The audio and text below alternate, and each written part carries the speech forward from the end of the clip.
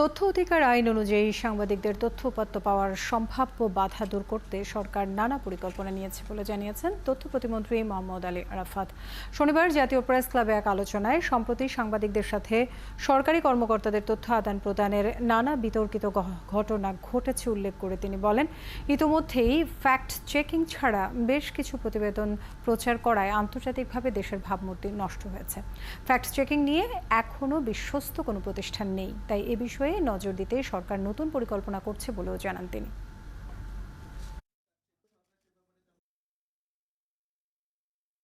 যে ইনফরমেশন চাইলেই প্রত্যেকটি স্তরে সরকারি কর্মকর্তারা একটু ডিফেন্সিভ হয়ে যায়, মনে হয় ইনফরমেশন চাইলে এটা মানে কেন যাচ্ছে, এইরকম একটা টেন্ডেন্সি আছে। তো সেক্ষেত্রে এই মানসিকতা পরিবর্তনের জন্য আমরা কিছু ওরিয়েন্টেশনের ব্যবস্থা করব।